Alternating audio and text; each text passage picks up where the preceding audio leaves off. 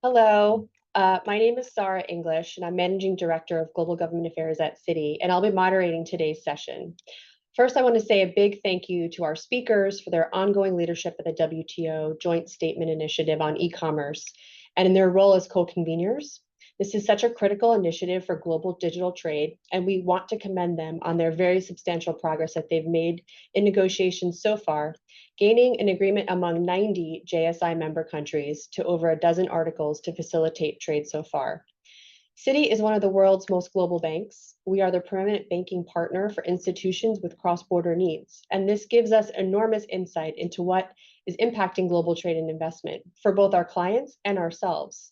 The ability of cross-border data flows is vital to our everyday providing of financial services, as well as to prevent against fraud and cybersecurity events. Now, I'd really like to welcome my panelists, and then we'll get underway. So we're very much looking forward to hearing from Ambassador Baxter, who represents Australia at the WTO, Ambassador Oike, who represents Japan, and Ambassador Tan, who represents Singapore. We are tremendously grateful to all three of them and very much looking forward to hearing from them today. So I'll get started. Ambassador Baxter, can you please bring us up to speed by describing the progress on the JSI to date? Thank you, Sahra, and thank you to CSI for hosting us today and for all of your work in supporting us at the WTO, including on the moratorium, the work program, and the joint statement initiatives. The participation of stakeholders, including industry stakeholders, in the multilateral trading system is vital, and we do appreciate it. Now, many of you here will be already well briefed on the e-commerce joint statement initiative negotiations that are chaired by the three countries you see on your screen. To recall briefly, the initiative was launched in 2017 and it's grown to encompass, as you said, Sahra, over 90 WTO members that together represent over 90% of global trade. Now, we did recently reach a milestone in these negotiations, with the last round of technical negotiations successfully concluding in late April. I do want to be clear that this doesn't mean all of our work is done. Members are consulting on the package, and a handful of issues still need to be resolved for some members. But the parameters of the package are clear. And as it's not very often that we get to conclude the technical work on a new global trade agreement, we think it's worthwhile recognising this as an important achievement. Turning to the content, the e-commerce agreement will include a range of provisions addressing digital trade. Firstly, it'll establish a number of digital trade facilitation disciplines that will lower barriers to trade and support innovators, including micro, small, medium enterprises, to benefit from the digital economy. These disciplines will cover electronic payments, paperless trading, electronic authentication and signatures, electronic contracts, and invoicing and single windows. Secondly, the agreement will include rules that will promote an open digital environment to secure the benefits of digital trade for all into the future. And these include an enduring commitment not to impose customs duties on electronic transactions. And I think that's something that my colleague from Japan will discuss in more detail in a few minutes. Thirdly, the agreement will include provisions that will build business and consumer trust in the online environment.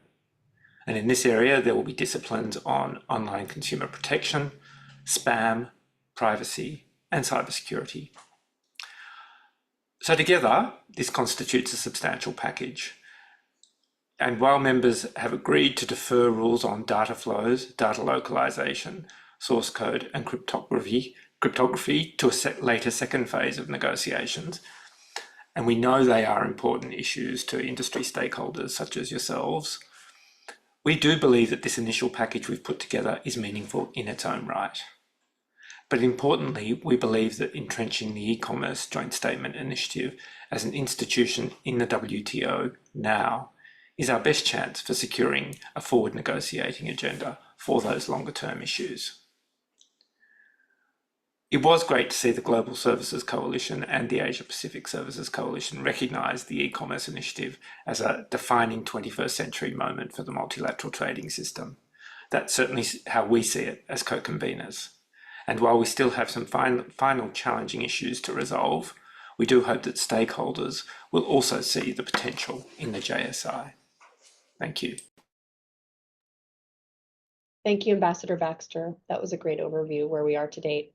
I'd like now to turn to Ambassador Oike and specifically discuss the moratorium on digital, on e-commerce and how it's been in place since 1998 and has been critical to the growth of global digital trade. What is the status of the commitment to maintain the moratorium on duties with e-commerce within the e-commerce framework? And I'd also welcome any thoughts you might have to share on the moratorium-related discussions in the e-commerce work program, including on the capacity building for value-added taxes as an alternative to duties on e-commerce. Well, thank you very much. Thank you for your interest. And as James said, your interest is vital in our negotiations. Now, on the question of customs duties, there are two different areas. First of all, we have JSI, and we also have multilateral front in the WTO. Now, talking about the JSI, as you know, we are trying to make sure that we have a provision on enduring commitment to not imposing customs duties on e-commerce. That is one of the core points in our negotiation. And it is actually supported by a vast majority of membership. We have about 90 countries, and the vast majority, they do support this particular provision. But as you can probably imagine, there are several countries who have some reservations on this particular point. And we want to make sure that we will have as many countries as possible in our JSI initiative. For that reason, there's a need for certain compromise in one way or another. Now, our objective is to maintain this enduring commitment. But at the same time, we do need to get some countries on board. And in that context, we may have to have a kind of review clause in the middle with in a certain period of time.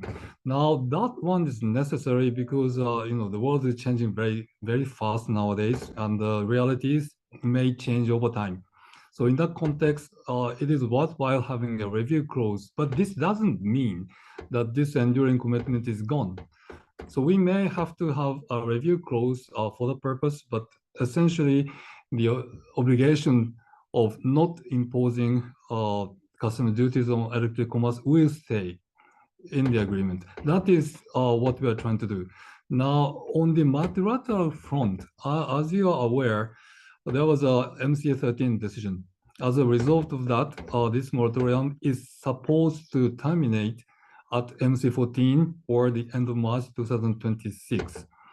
However, we still believe, I think all of our three ambassadors here believe that there is a room for further negotiations in the process up to the MC14. So our intention is to try to negotiate this issue again in that process so that we can maintain this moratorium in one way or another. This time, it was not easy. It was not easy, and negotiations of future may not be easy either. However, we have some studies on our side. For example, we do have some studies conducted by 5 international organizations, not just WTO, but UNCTAD, OECD, World Bank, and IMF. So this study clearly shows that custom revenue from imposing custom duties on e-commerce is very minimum. It's far less than 1%. So it doesn't make a lot of difference. That's one point that we're making. And in fact, as Australia did, some kind of VAT on e-commerce may be more effective in terms of the collection of revenue.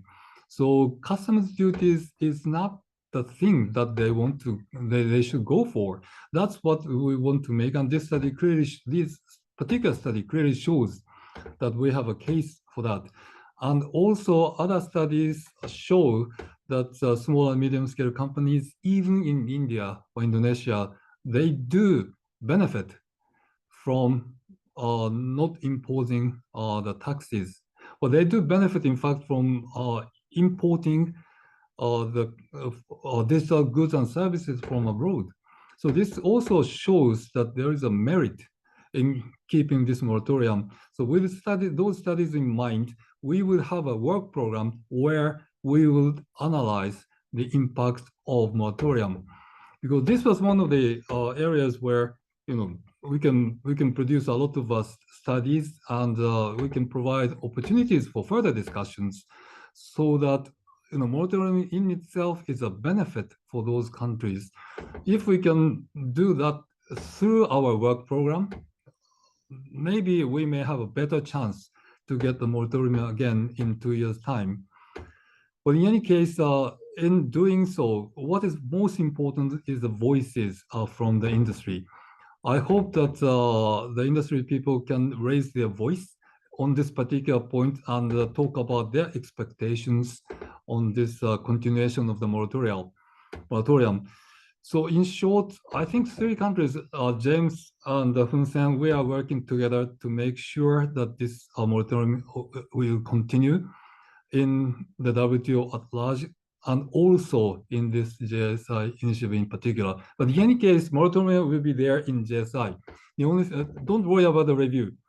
Review may be necessary to get some people on board, but I think we will try to maintain this as much as possible.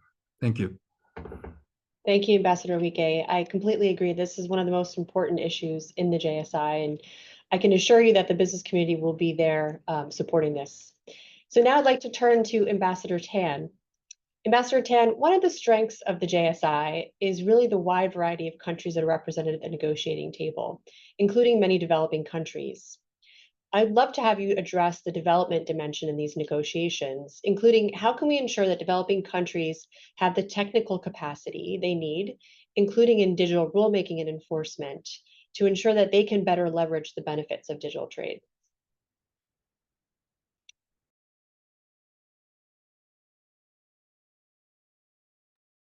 Thank you very much, Sarah, for the question. Let me start by joining James and Atsuyuki in thanking the Coalition of Services Industries for inviting us to discuss the JSI on e-commerce.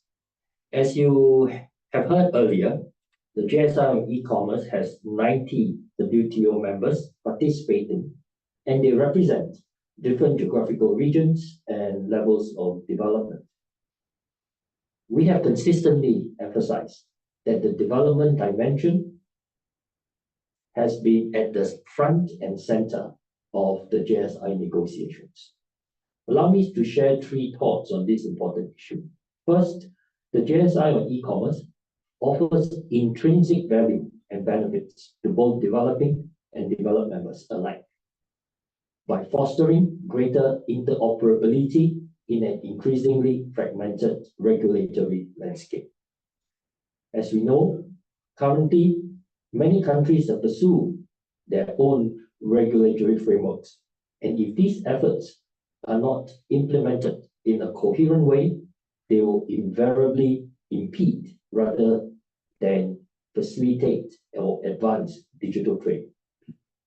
Just to give you an example, since 2020, G20 and European governments have collectively introduced more than 1,700 regulatory measures in the digital economic space. At the global level, over a third of trade in digital goods face market access restrictions. In this context, the JSI will provide the first set of global baseline rules and norms for digital trade. As noted by James, this set of baseline rules will bridge regulatory differences and establish common standards, which in turn will allow all businesses, both from developing and developed members, to operate more seamlessly across different markets. Second, the JSI has been designed to be inclusive and takes into account the needs of developing members. This includes a chapter dedicated to support and enable developing members to implement the agreement when it comes about. Specifically, the development chapter contains provisions to strengthen the capacity of developing members to undertake the JSI commitments. For example, it provides transitional periods for developing countries and LDCs to conduct needs assessments and build regulatory capacity so that they could implement the agreement. This would allow developing members and LDCs to receive the support they require to utilize the JSI fully. Third, we have already kick-started the process to provide concrete and tangible support to developing and LDC members. We have begun working with various members and external stakeholders to ensure that tangible and targeted assistance are available to meet the needs of developing and LDC members. For example, we have established a capacity building framework to pool resources from members and international organizations. This will support developing and LDC members to implement the agreement, and more importantly, it will enable companies from developing and LDC members to reap greater benefits from the agreement. To date, we have aggregated close to 20 programs from members like Australia, Japan, Singapore, the EU, Switzerland, and the US, as well as international organizations like the International Trade Center. And we are committed to grow this list. So as you can see, the private sector can play an important role in contributing to the capacity building and technical assistance resources to support the integration of developing countries and LDCs into the global digital economy. Thank you. Thank you, Ambassador Tan. Maybe I'll ask one final question to wrap things up before we conclude. And that's, looking ahead, what are your goals going into the later half of this year? And do you think there is a chance to resume the digital trade talks that were put on hold last year? Maybe I'll open up to Ambassador Tan first. Thank you, Sahra, for that very pertinent question. First, let me start by sharing why the JSI had to pause on these important digital issues. One, these issues, as we can well understand, are politically sensitive for some participants. Two, we have to recognize that there was significant divergence in terms of approach in dealing with these issues of, say, data flow and data localization. And three, we must also recognize that developing members were not equipped at this juncture due to a lack of policy experiences to adequately address these issues. Second, the digital trade issues, as you have identified, are indeed critical for the global digital economy. And the three of us, Australia, Japan, and Singapore, we are committed to addressing these issues under the JSI as soon as possible. In this connection, we have created a space for this through the review clause, which is in the current text. This will provide members the space to undertake a review of the agreement within 2 years of its entry into force and periodically as needed after that. This is to ensure that the agreement will be kept up to date and able to address issues of importance that could arise with the rapid pace of digital innovation. Third, I think we also have to recognize that while these digital trade issues are not being addressed right now, what we have before us is a commercially meaningful package of baseline rules, which will cover, as you have heard, a broad range of electronic commerce and digital trade elements. Thank you. Thank you. Ambassador Baxter, Ambassador Oike, would you like to have one final comment? Okay. I think with that, we'll conclude. I want to thank the ambassadors, the co-conveners of the JSI, Ambassador Baxter, Ambassador Tan, and Ambassador Oike again for helping me discuss this panel with everyone. And thank you for your time, and Thank you to CSI. Thank you very much. It's a pleasure. Thank you.